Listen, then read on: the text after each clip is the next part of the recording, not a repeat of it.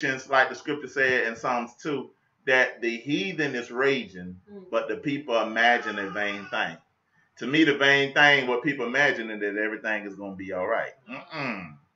It's blood in the earth. Just like the scripture talks about how Abel's blood cried out to the Most High. Our ancestors' blood is crying out to the Most High because there was never any recompense for what happened. The nation's like, oh, we did this, we did this by our own strength. Yeah. So if we believe in sowing and reaping, right. If we preach, you reap what you sow. But when it comes to this, ain't nobody gonna reap nothing. Anyway, so as all these nations begin to come against each other, we see what's the Most High, the time frame of what's he doing. He just gathering all these nations together of what's going on. So let's begin the transition. Let's transition from what we was reading in the scripture. And if you read Isaiah 17, when you get a chance, read that whole chapter, Isaiah 17, because that'll show you in end time prophecy what's supposed to happen to Syria. And if you go back and look at the video that Brother Josh Collins did on Babylon, he really broke down scriptures and prophetically wise because of what Syria did to us and what's happening to them now. Because there was never a time in Damascus where Syria was a desolate people. People have always been going there. But now it says in prophecy that Syria shall be a desolate place in the end time. So it's some stuff that is going to eventually happen to Syria to weed them out of there. So now let's do this. Let's go to what we was talking about money-wise. The incentives of war.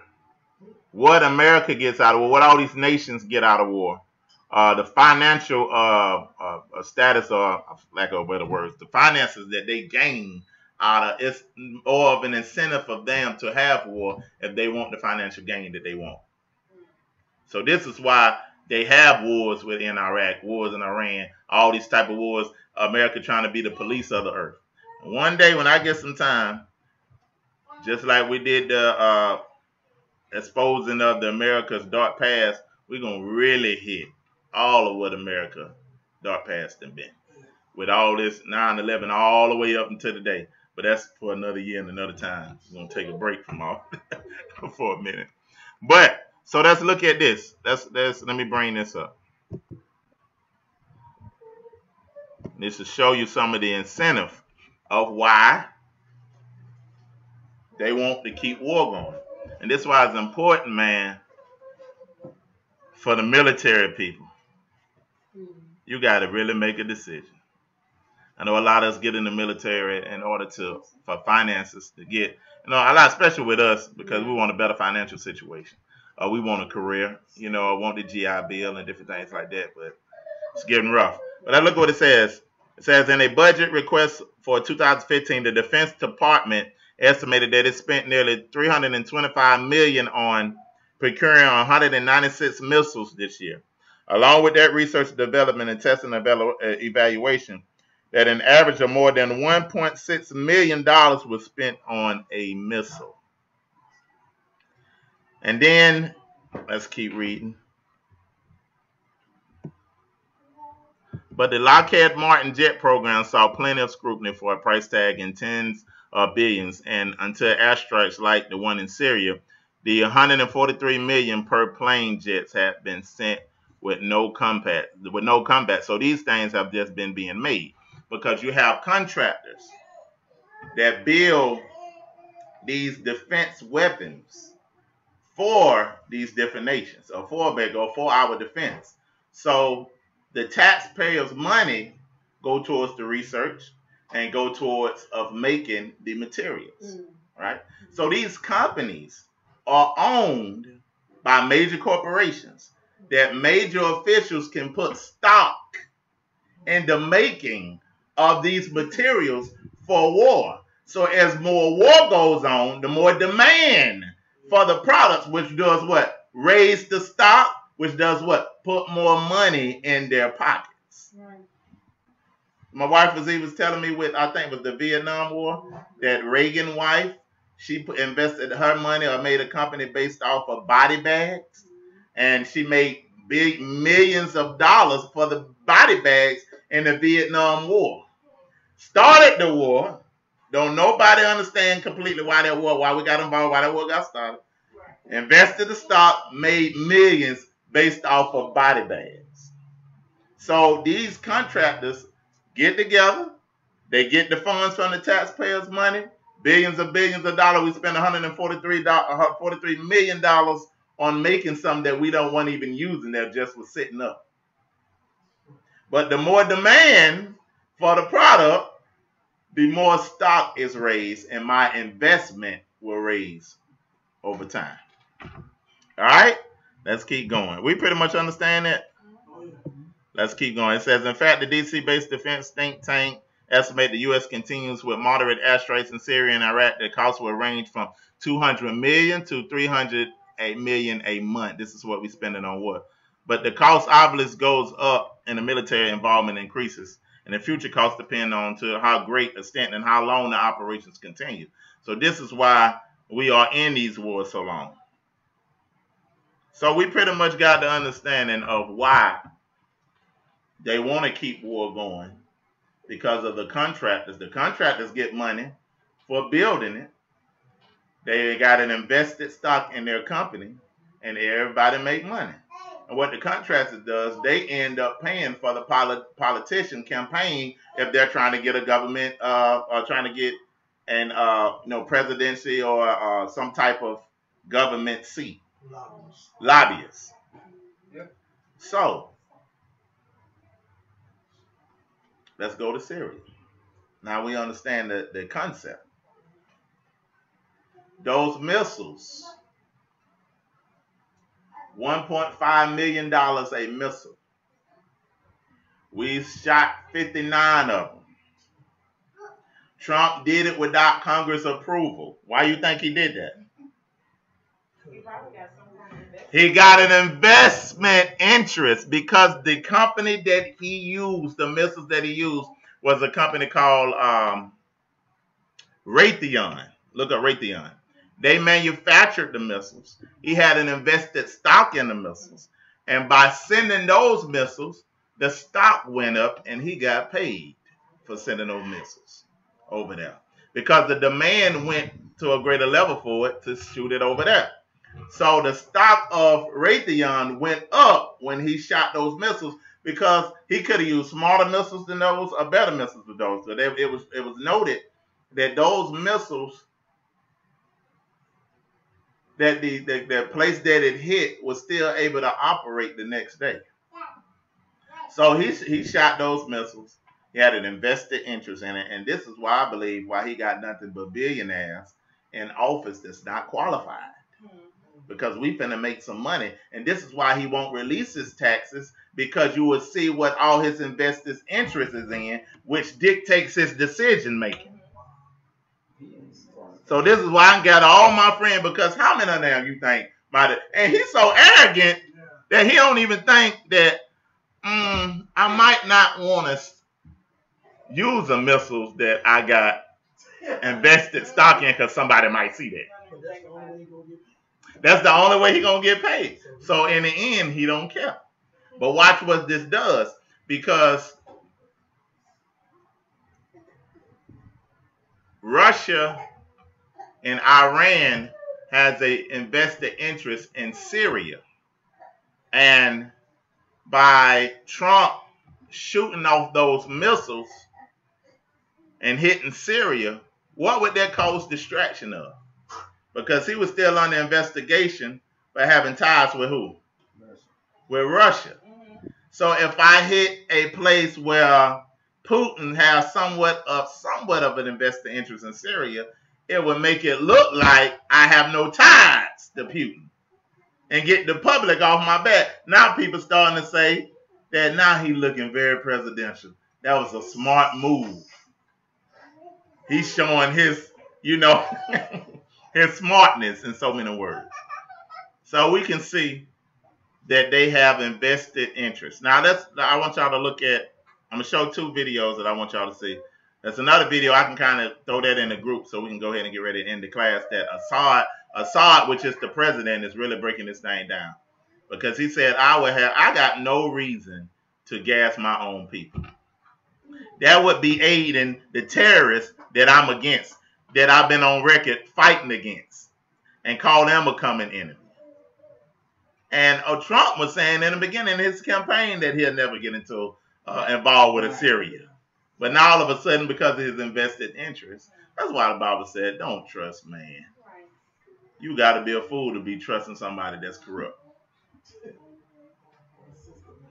Or a system that's corrupt. So let's look at real quick. We're going to look at what the Rothschilds got invested. And the reason they want to send Syria as refugees and get them out of that land, because they found what? Oh, big time. So they trying to make Assad look bad, demonize Assad, make us all be against Assad. I'm not saying Assad is an angel now, or nothing like that, but they giving us that narrative so it can justify what they doing. All right, so let's go here. Let me see where I got it at. And this one is short. The other one kind of a little longer.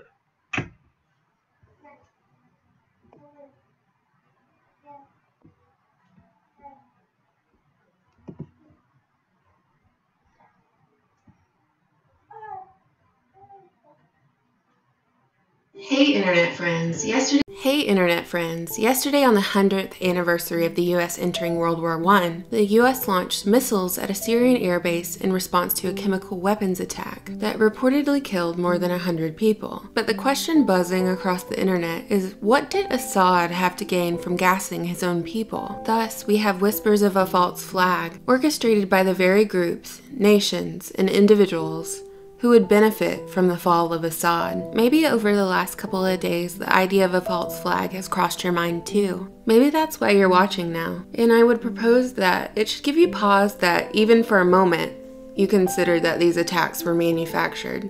But you're not alone. A lot of us sense something isn't right. The last few days have been marked by rushed judgments, the mainstream media funneling their selective outrage, putting up graphic images of dead children and adults in Syria. Mix that together with tensions with Russia building along with the hostility between Israel and Assad, giving us many factors that might point to a planned invasion. But the mainstream media will never tell us that. They'll never tell us the truth, and we should stop waiting for them to. In the town of Newark, New Jersey lies a company called Genie Energy. The board of directors at this company include big names like former Vice President Dick Cheney, media mogul Rupert Murdoch, member of the Rothschild banking family and investment banker Jacob Rothschild, and ex-CIA director James Woolsey, among others. On the other side of the world, there's a coveted plateau in western Syria, rich in natural resources and history. At the tail end of the Six-Day War of 1967, Israel seized the Golan Heights from Syria, leaving Syrians to flee while almost immediately Israel began to settle there. In violation of the UN Charter, Israel's occupation of the Golan Heights is seen as unlawful. Before his death, Israeli General Moshe Dayan admitted that it was deliberate Israeli provocations into Syrian Golan Heights that gave Israel the manufactured pretext to invade and occupy. Thus, it's been nothing but a dumpster fire since, with Syria trying to retake Golan in 1973, and with both Syria and Israel signing an armistice in 1974. But Israel unilaterally annexed the Golan Heights in 1981, but this move was not recognized internationally. And for Israel to seek to exploit mineral reserves in the occupied Golan Heights was plainly illegal in international law. You know what else is in Golan Heights besides Syrian and Israeli settlements and a whole lot of contempt for each other? Oil. Lots of oil. And natural gas. That's why Genie Energy is there anyway. Does this bother you? Maybe it should. While Murdoch, Rothschild, and Cheney are pumping black gold out of the ground, Turkey, the US, Russia, and a bunch of others have been fighting over Syria's geostrategic location. So who benefits from Syria in disarray? War in Syria means Israel can expand its occupation and settlements, and it also means that a European pipeline can be built. While the media claims to be fair and balanced, how can you stay fair and balanced when you have Dick Cheney, our oil guy, Rupert Murdoch, our propagandist, and Jacob Rothschild, the banker, controlling the media, politics, and the economy? How can you expect the media to deliver the truth of what's going down in Syria, or in the Middle East in general, when they're too busy brainwashing your children to go to war and igniting fear in the hearts of citizens with what is, in my opinion, manufactured terrorism? Do you think U.S. intervention in the Middle East, particularly with Syria, has very little to do with fighting terrorism, and maybe far more to do with the region's rich petroleum reserves? I think the board of directors at Genie Energy could answer that question for us. And of course, the media won't tell you that the consequence of imperialism and insistent international meddling for corporate oil interests destabilizes the entire Middle East, and it led to the formation of radical groups, which are then funded by those who want Syrians, in particular, to either die or seek refuge in another country. Get out so we can have your oil. And we all know Iran is next, especially since British Petroleum, formerly known as the Anglo-Persian Oil Company, will never forget the wealth they sucked from the oil fields of Iran, as they were, in fact, the first company to extract petroleum from Iran. Iran's oil was a global prize and one that BP had no plans to let go. When Winston Churchill helped seize it in the 1920s, he called it a prize from fairyland beyond our wildest dreams. So the rival narrative to, oh my gosh, these pictures of dead children from this chemical attack are horrible, we have to act. The rival narrative is that this is all to overthrow the Syrian government. So the powers that be can install their own government. Then they can install their own central bank. And of course, the reconstruction process from war is really profitable. And you could equip a Syrian army, which is a big market for the arms manufacturers. And then they could also get that coveted pipeline from Qatar to Turkey and all the oil they want in Syria. And of course, all of this also benefits Israel. Taking over Syria gives them more of a safe zone around Israel. But there's one problem. There's one thing standing in the way, and that's Russia. On March 22nd, U.S. Secretary of State Rex Tillerson convened a U.S. ministerial conference of something the Trump administration calls the Global Coalition Working to Defeat ISIS. The State Department said that a combined 68 nations and organizations were present. Washington explicitly stated that the three most important states with deep interests in defeating ISIS in Syria and three parties essential to any serious move to dislodge ISIS in Syria, Russia, Iran, and Syria, were not welcome. When asked, Secretary of State Tillerson quipped, "They are not part of the global coalition." And if you remember correctly, Tillerson joined ExxonMobil in 1975 and rose to serve as the chairman and chief executive officer of the company from 2006 to 2016. ExxonMobil is the world's largest publicly traded international oil and gas company. Noodle on that for a minute while I say this. The culture of endless war, the establishment of the terrorist state, the never-ending fear that motivates people to emotionally and financially back the war machine. This is what they want. This is their plan, and they want us to die for it. Don't you think that those who desire war should be the ones fighting on the front lines? Hey, we talked about why we're in Syria. You ever wonder why we're in Syria? It's there because we're trying to help people. I'm here with Robert Yesamura, Hank Thompson. We're going to talk about Syria. Robert F. Kennedy Jr., he wrote an article. We covered some of it that appeared in the Politico. This is also over at Echo Watch, which is even a longer version of that story. And there's some stuff that we left out I want to talk about.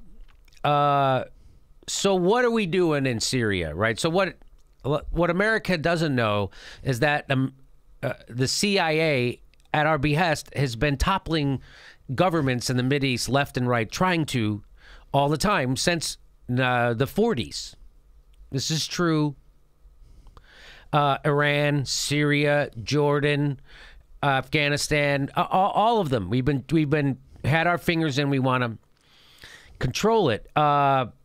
And Robert Kennedy says, while the compliant American press parrots the narrative that our military support for the Syrian insurgency is purely humanitarian, many Syrians see the present crisis as just another proxy war over pipelines and geopolitics. What? A pipeline? I've never once heard Rachel Maddow or Brian Williams mention a pipeline. And that's why we're in Syria. Did you ever hear that, Hank? No. You ever hear anybody mention that, a pipeline? No, not a lot of pipeline talk on Brian about Williams. What we're doing in Syria? No. How about you, Robert? You ever hear them talk about a pipeline? I haven't heard them talk about anything in terms of Syria that explain what the hell's going on. No, it's just that there's Assad they just say bad, Assad is bad, and ISIS cuts is people's bad, heads off, and Russia's there, and they're Russia's bad. there, Like, and we're going to fix it. Mosul. So. And Mosul. A lot of people think the Syrian war started in 2011 with the Arab Spring, but instead it really began in 2000. Was it Ralph Nader? No. It was when Qatar proposed to construct a $10 billion, 1,500-kilometer pipeline through Saudi Arabia, Jordan, Syria, and Turkey. So now this has been going on for not just since 2000. In fact, he points out that the Bruce Lovett report, which is from the 50s, pointed out that when the CIA keeps intervening, that this is antithetical to American values, and it has compromised America's international leadership and moral authority without the knowledge of the American people. So like when the CIA overthrew the Iran government, tried to overthrow the Syrian government, the people on the ground know this stuff, but we don't know it here in America. So they know that. And the report, this is a report from our own government, the report blamed the CIA for the rampant anti-Americanism that was mysteriously taking root in the many countries in the world today. So it wasn't that they hate our freedom or our liberty. This is even back in the 50s. It was rampant anti-American was because of the CIA effing with other people's governments in the Middle East, all for war, and because they were afraid of Arab nationalism. Right? They saw that as fighting. We're going to fight Marxism, so we're going to fight Arab nationalism. And whenever an Arab country wanted to keep their own oil reserves for their own people, that meant we had to go stop that. Right? So here's the pipeline that he's talking about, by the way. So look at this. So here's the pipeline starting at Qatar. So this is by the way, this is natural gas. Right. So Saudi Arabia and Iran, they have the largest natural gas deposit in the world, and so Qatar wants to take it through Jordan. See, we go Saudi Arabia, Jordan, through Syria, through Turkey. So they're on board. Jordan's on board. Turkey's on board. Guess who's not on board? Syria. And there's the problem. So now here's the other pipeline, comes from Iran. These are the competing pipelines, Shia, Sunni. Okay, just so you know. And Russia is against this one. They don't want this one. Russia is against it because Russia gives a lot. They're in bed with actually, Iran. Russia doesn't want either. Right. But if they were going to have one, the Russians would lead. Well, let's get into it. Because Robert Kennedy says, of course, the Russians who sell 70% of their gas exports to Europe viewed the Qatar-Turkey pipeline as an existential threat. This is to your point, Robert. In Putin's view, the Qatar pipeline is a NATO plot to change the status quo, deprive Russia of its only foothold in the Middle East, strangle the Russian economy, and end Russian leverage in the European energy market. Mm-hmm. Well, they never tell you this stuff. Like, I mean, you have to seek this information out. It's out there, but you have to. They never say it like so it gets into the consciousness of the American people. They don't ever do that. In 2009, Assad announced that he would refuse to sign the agreement to allow the pipeline to run through Syria to protect the interests of our Russian ally. What happened then when he tells the United States and Saudi Arabia that I'm not going to let you have your pipeline? What do you think happened? Well, at that very moment that Assad rejected the pipeline, military and intelligence planners quickly arrived at a consensus that fomenting a Sunni uprising in Syria would be a good thing. At that very moment, they decided to, hey, let's overthrow this guy. According to Cy Hirsch, before the war started, Assad was moving to liberalize the country. Yeah, so they weren't going towards theocracy or fundamentalism. Syria was actually, again, the way Iran was before we messed it up, a secular democracy, right? So he was moving that way. According to him, he said they had internet and newspapers and ATM machines, and Assad wanted to move toward the West. After 9/11, get this, Robert, Assad gave thousands of invaluable files to the CIA on jihadist radicals, who he considered a mutual enemy. Who he still does. Yes, he does. We consider ISIS an enemy. So does Assad. Except we consider Assad an enemy too. I say bomb them both, which is what we're doing. All right, ready? On September 4th, get this. Get this, Robert. On September 4th, 2013, Secretary of State John Kerry told a congressional hearing that the Sunni kingdoms, meaning like Saudi Arabia, Qatar, had offered to foot the bill for a U.S. invasion of Syria to oust Assad. This is in 2013. Kerry told a congressional hearing. I never heard this reported. Did you hear this reported? He said, in fact, some of them, this is according to Kerry, in fact, some of them had said that if some of them, meaning the Arab states, the Sunni Arab states, meaning Qatar, Saudi Arabia, some of them had said that if the United States is prepared to go do the whole thing, the way we've done it previously in other places, Iraq, they'll carry the cost. Color me not shocked. So that's what this is all. This is all about oil, a pipeline.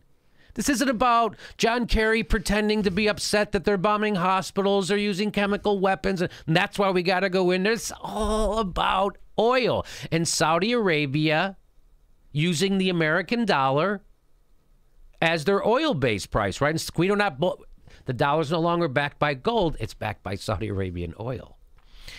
Yes. So Kerry reiterated to that offer that the Saudis and the Qatar, the Sunni Arab states had made to Representative Ileana Ros-Lehtinen, if that's how you say her name, quote, with respect to the Arab countries offering to bear the cost of an American invasion to topple Assad, the answer is profoundly yes, they have. The offer is on the table. That's what Kerry told somebody. John Kerry, Secretary of State. So in 2011, the U.S. joined France, Qatar, Saudi Arabia, Turkey, and England to form the Friends of Syria coalition. Boy, is that Orwellian. That's a really creepy sounding thing, man. That sounds like the worst sewing circle ever. In 2011, we founded the Friends of Syria coalition, which formally demanded the removal of Assad. The CIA then provided $6 million to Barata, a British TV channel, to produce pieces and treating Assad for propaganda.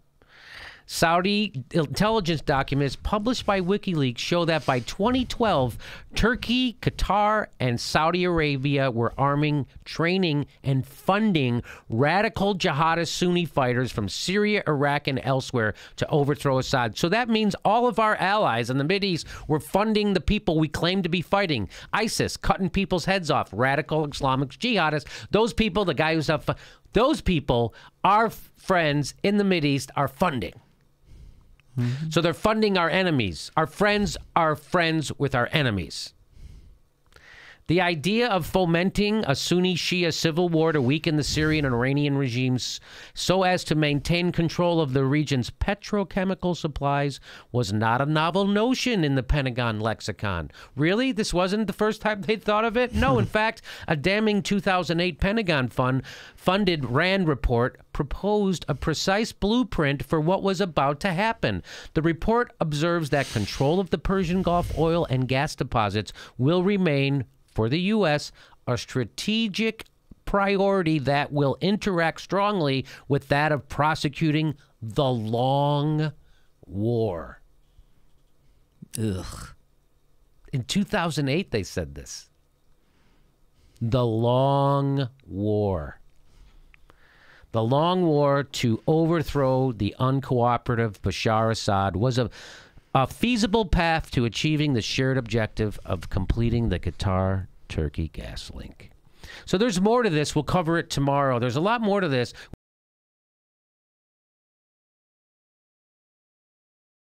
There was no order to make any attack. We don't have any chemical weapons. We gave up our arsenals a few years ago. Even if we have them, we wouldn't use them. And we had never used our chemical arsenal in our history. So what happened this day? As I said, the only source is Al-Qaeda. We cannot take it seriously. But our impression that the West, mainly the United States, is hand in glove with the terrorists. They fabricated the whole story in order to have a pretext for the attack. It wasn't attack because of what happened in Khan Sheikhoun. It's one event. It's a stage one.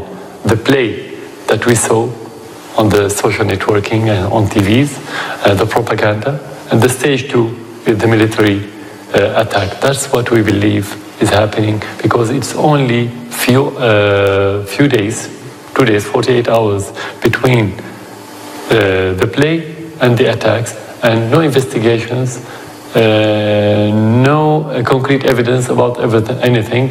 The only thing were allegations and propaganda and then strike. Definitely, 100% for us it's fabrication. We don't have arsenal, we're not going to use it, and you have many indications if you don't have proof because no one has concrete information or evidences. But you have indications. For example, less than 2 weeks, around 10 days before that attack, the terrorists were advancing in many fronts, including the suburbs of Damascus and Hama, which is not far from Khan Sheikhoun. Let's suppose we have this arsenal, and let's suppose that we have the will to use it. Why didn't we use it when we were retreating and the terrorists were advancing? Actually, what has been proven recently, as I said earlier, that they are hand in gloves with those terrorists. The United States and the West, they're not serious in fighting the terrorists. And yesterday, some of their statements were defending ISIS. They were saying that ISIS doesn't have chemical weapons. They are defending ISIS against the Syrian government and the Syrian army. So actually, you cannot talk about partnership between us who work against the terrorists and who fight the terrorism